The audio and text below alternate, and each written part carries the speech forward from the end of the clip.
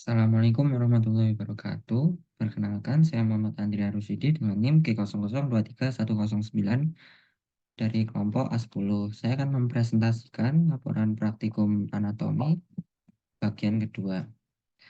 Oke, untuk bagian kedua ini kita akan membahas tentang ensefalon. Pertama, apakah itu ensefalon? Ensefalon yaitu seluruh bagian dari uh, cerebrum, seluruh bagian dari otak, baik itu cerebellum,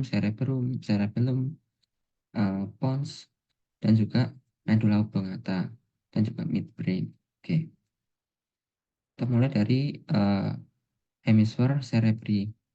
Jadi hemisfer cerebri itu adalah penyusun utama dari cerebrum. Ada dua, yaitu dextra dan sinistra, penghubungnya yaitu corpus callosum, pemisahnya yaitu viscera longitudinalis Rolandi, yang akan ditempati oleh valgus cerebri. Jadi ini untuk hemisfer cerebri ada dibagi beberapa lobus, ada lobus frontal, lobus parietal, lobus occipital, dan juga lobus temporal. Nah, di sini juga ada sulcus centralis, dan di sini ada sulcus lateralis silvi. Lalu untuk di bagian dalam itu sendiri ada yang namanya corpus callosum. Ini nanti akan di bagian di encephalon. Lalu ketika kita potong ini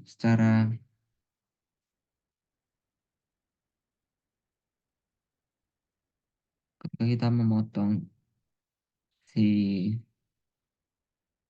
cerebrumnya ini secara koronal ya, akan tampak seperti bukan secara sagital kan ini secara apa ya, kurang tahu saya, akan tampak beberapa struktur internal yaitu nucleus basalis menjadi bagian dari substansia grisea yang di bagian dalam.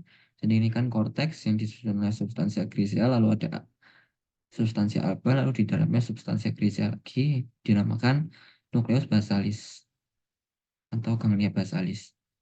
Nah, itu terdiri dari nucleus caudatus, ini yang di bagian kabutnya dan di bagian caudalnya. Lalu ada ini yang putamen, bagian putamen, dan juga nucleus caudatus nanti ada putamen dan juga globus pallidus. Lalu ada di sini ada thalamus nanti, tapi tidak termasuk. Ya ini untuk nucleus basalis. Ada putamen dan juga globus pallidus dari nucleus caudatus. Nanti juga ada nucleus lentiformis.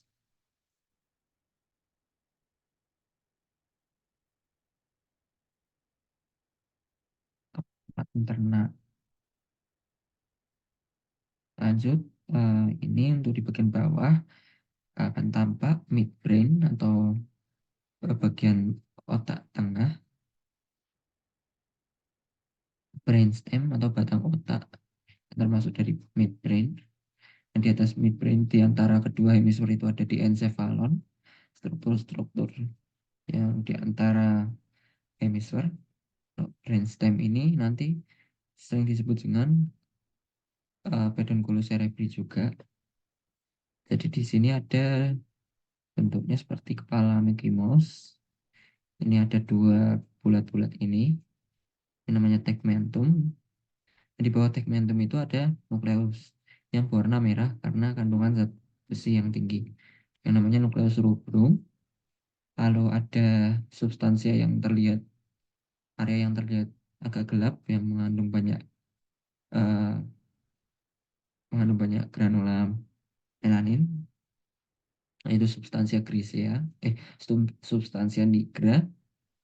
Lalu di bawahnya lagi ada pedunculus cerebri, bagian krus cerebri, yang akan jadi bagian dari tractus pyramidalis. Lalu yang di bagian atas ini yaitu tectum mesencepali, tectum, lalu ada colliculus superior, colliculus superior. Lalu ini untuk di encephalon,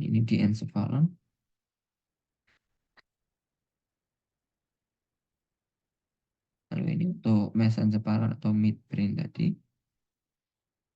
Lalu ini untuk pons coproli. Di belakang pons ada ventrikel keempat atau ventrikel quartus, lalu ada cerebellum.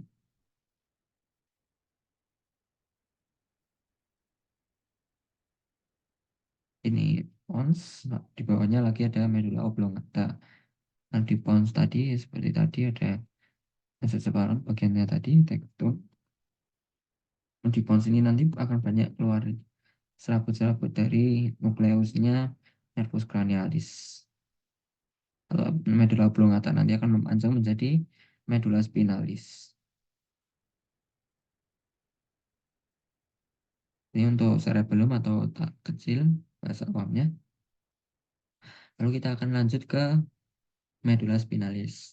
Nah, medulla spinalis tadi kan dari medulla oblongata yang diteruskan ke bawah. Nah, itu dimulai dari atas sini, cervicalis 1 hingga ke lumbaris 1 sampai 2. Nanti ke bawah akan menjadi cauda equina. Nah, ada beberapa penebalan di medulla spinalis. Ada intumes scantiae cervicalis di segmen cervical C4 C5. Lalu ada juga di intumes intumes scantia lumbosacralis. Ini ada di sakral 5 hingga ke lumbar ke 1. Kalau nanti ke bawah dia akan menjadi serabut-serabut yang lebih kecil dan bukan lagi medulla spinalis bentuknya, tapi seperti serabut-serabut yang namakan cauda equina yang membentuk film terminal. Ini ada strukturnya. Jadi ketika kita bagi potong si medulla spinalis ini secara cross sectional, nanti akan terlihat seperti ini. Yang di luar ini perbedaannya medulla spinalis dengan cerebrum itu, kalau cerebrum kan di bagian korteks atau di bagian luar itu substansia grisea. Tapi sebaliknya dengan medulla spinalis ini di bagian dalamnya malah itu yang substansia grisea. Jadi di bagian luar ini substansia alba, di bagian dalam substansia grisea. Nah, nanti substansia griseanya itu membentuk kornu atau tanduk. Ada kornu superior, ada kornu anterior dan juga kornu posterior atau kornu ventral dan juga dorsal. Ini bagian dari kornunya untuk medulla spinalis. Ini kornu di bagian dorsal yang akan menjadi persarafan afferent. Ini yang di bagian ventral menjadi efferent. Nah, ini ada beberapa nukleus di sini yang akan lewat di sini. Ada nukleus marginalis, nukleus propius, nukleus thoracicus posterior, nukleus intermediolaterales, dan juga ada kolom-kolomnya. Nah, ini dari bagian torake ke 10, segmen torakal ke 10. Ini gambaran besarnya. Lalu di bagian tengahnya, oh ya, di bagian tengah dari medulla spinalis itu ada yang dinamakan canalis centralis. Ada lubang yang dinamakan canalis centralis. Lalu ini untuk substansia alba. Ini ada bangunan penting yang di belakang, yaitu fasciculus gracilis dan fasciculus cuneatus. Nah, di bagian depan itu ada fasciculus longitudinalis medialis. Tapi nanti di substansia alba ini sendiri akan ada jalan untuk traktus-traktus tadi. Ada corticospinalis anterior dari sistem piramidalis atau traktus piramidalis. Lalu ada traktus corticospinalis yang lateral dari sistem piramidalis juga. Ada dari traktus spinal, ada retikulospinal, ada olivospinal.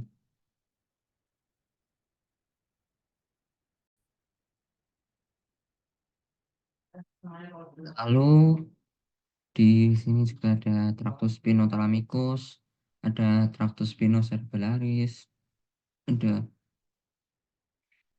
ini juga ada vestibular spinalis juga. Jadi intinya untuk traktus-traktus itu sebagian besar ada di substansi alba. Lalu kita lanjut sama juga. Kalau ini untuk beberapa ada untuk nervus cranialis.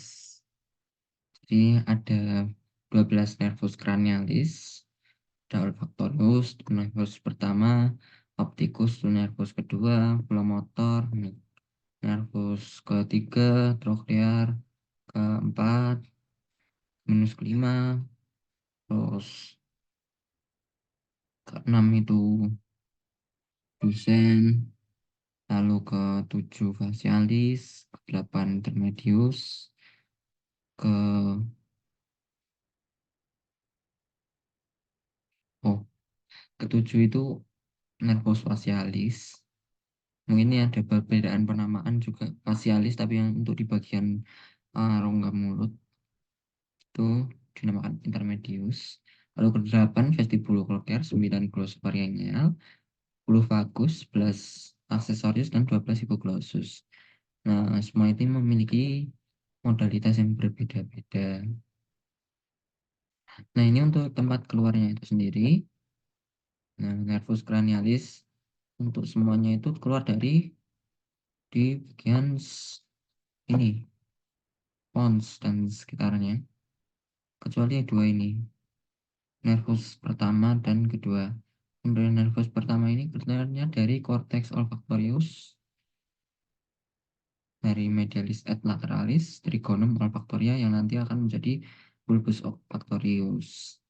Lalu untuk yang kedua itu nervus opticus keluar dari chiasma opticum. Nervus ketiga oculomotor itu keluar dari sulcus oculomotorius pars medialis pedunculus cerebri. Ketiga ini di bagian atas dari pons oculomotor. Jadi semua nervus cranialis sebagian besar tuh keluar dari truncus cerebri kecuali 1 dan 2. Lalu untuk yang ke nomor 4 nervus nomor 4 yaitu nervus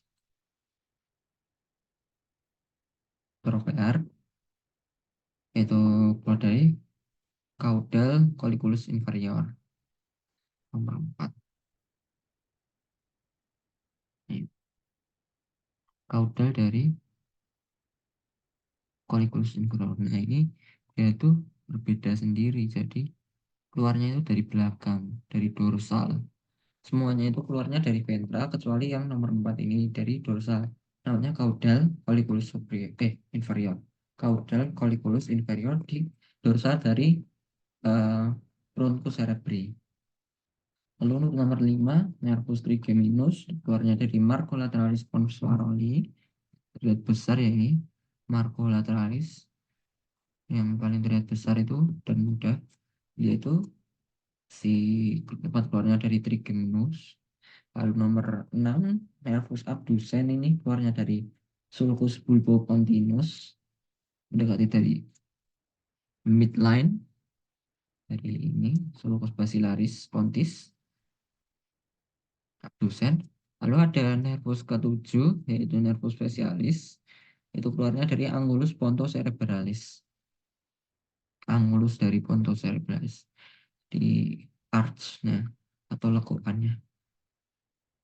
Sama juga dengan nervus ke-8, nervus vestibulocochlear juga sama dari angulus pontocerebralis. Lalu nervus 9, 10, 11 itu dari sulcus posterolaterales, medulla oblongata. Jadi kayak berjajar-jajar ini, jajar-jajar. Ini di bagian posterior atau sulcus posterolivarus lateral dari oliva. Dan nervus nomor 12 itu keluarnya dari sulcus anterolateralis. atau sulcus preolivarus dari medialnya oliva. Jadi ini setelah oliva, setelah dari sebelum oliva itu nervus 12, berarti di belakang oliva atau post olivarus itu nervus ke 9, 10, 11. Punya ada tempat keluarnya dari basis kranii. Untuk nervus pertama, olfaktori, itu keluarnya dari fenomena cribrosa. Lalu untuk nomor 2, nervus opticus, keluar dari canalis opticus. Untuk nervus ke 3, 4, 5, 6, itu keluar dari nervus 5 yang segmen pertama ya. Keluar dari visura orbitalis yang superior.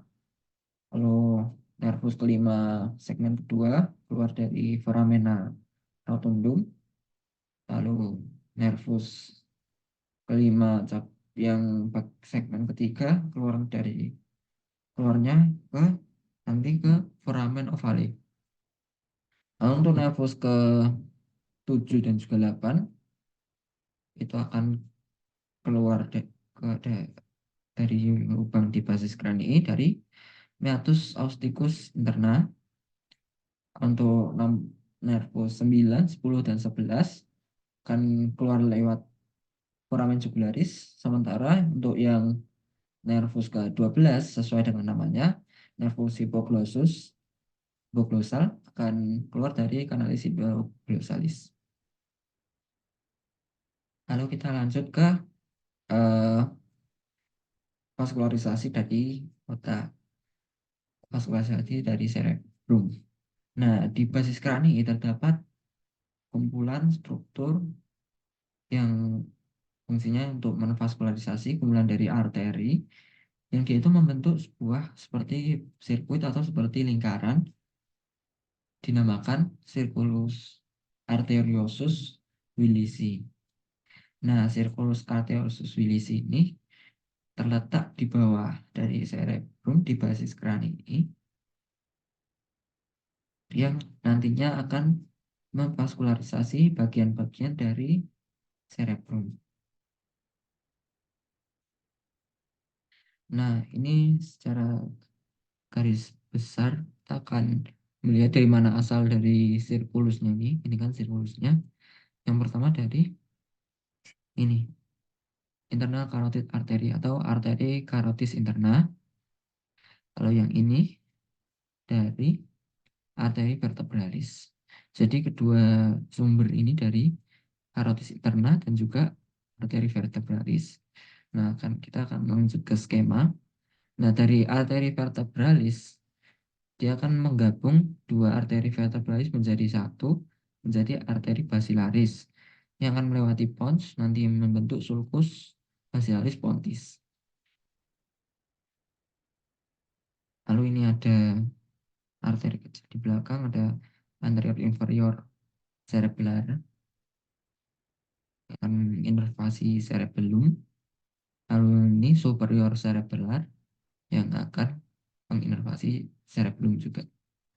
Lalu basilaris ini lanjut membentuk menjadi dua cabang yang disebut arteri cerebralis posterior. Lalu kita lanjut, kita bahas yang dari arteri karotis interna. Nah, arteri karotis interna nanti akan membentuk arteri cerebral media. Nah, arteri sebelum ini juga ada percabangannya dinamakan arteri cerebralis anterior. Arteri cerebralis anterior. Ini yang segmen pertama sebelum bercabang. Lalu ada penghubung ini dinamakan arteri cerebralis arteri communicans anterior. Arteri communicans anterior ini menghubungkan dua arteri cerebralis anterior. Lalu di sini juga ada arteri communicans dari arteri carotis interna ke arteri cerebralis yang posterior dinamakan arteri communicans posterior. Lalu selanjutnya kita akan membahas tentang anatomi media refrakta yang ada di mata. Oke, mata itu sendiri seperti yang kita ketahui, ada beberapa bagian penting di dalamnya. Eh, ini bola mata secara garis besar.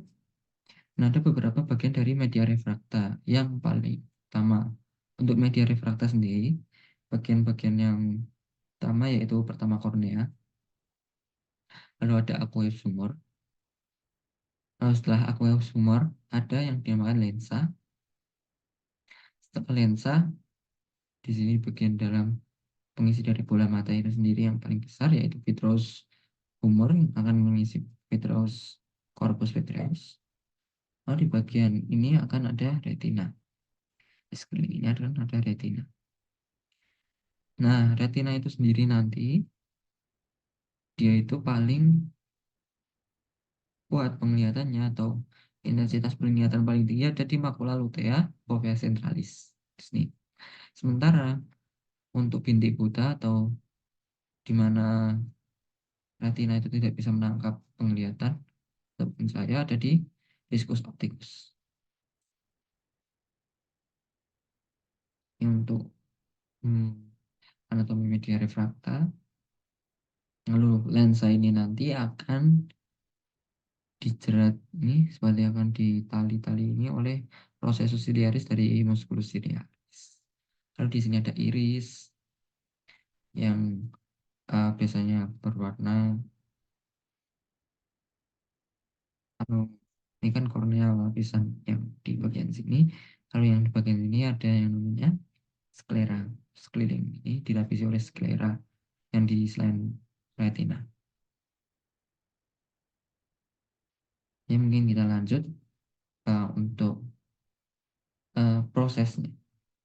Jadi proses penglihatan itu dimulai dari ketika kita melihat sesuatu. Nah, ketika kita melihat sesuatu itu penglihatan kita tuh dibagi menjadi dua, temporal dan juga nasal. Nah, penglihatan yang di bagian nasal itu kan diterima di bagian retina yang temporal. Sementara yang di bagian temporal itu kan diterima di retina di bagian nasal. Nah, ini nanti akan dibawa oleh nervus opticus. Ada yang bersilangan di chiasma opticus, ada yang tidak. Untuk di bagian nasal dari retina,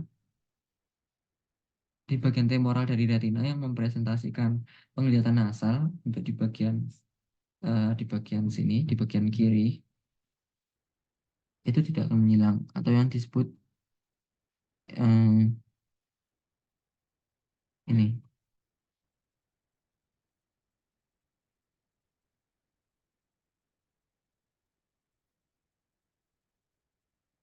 untuk yang raktus yang dari dari bagian temporal retina itu tidak akan menghilang. Sementara untuk di bagiannya nasal itu akan menghilang di chiasma opticum.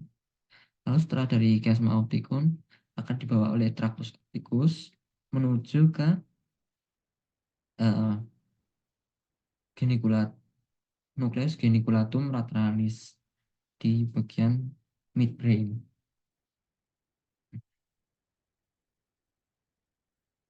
Nukleus di geniculatum lateralis ini nanti akan dibawa ke belakang ke area visual primer di cortex cerebri oleh radiatio optica. Oke, tadi ini mungkin kalau dilihat dari di bagian retinanya itu sendiri ada susunannya. Jadi ketika cahaya itu masuk itu akan menembus sini, lalu akan diterima rangsangannya oleh sel-sel baik itu sel konus maupun sel bacillus, bacillus sel keju dan sel batang lalu dibawa oleh apa itu sel bipolar lalu diterima oleh ganglion lalu semuanya seperti ini akan berkumpul juga nervus optik. Oke, mungkin cukup sekian dari saya untuk laporan anatomi di bagian kedua ini. Kurang lebihnya mohon maaf. Wassalamualaikum warahmatullahi wabarakatuh.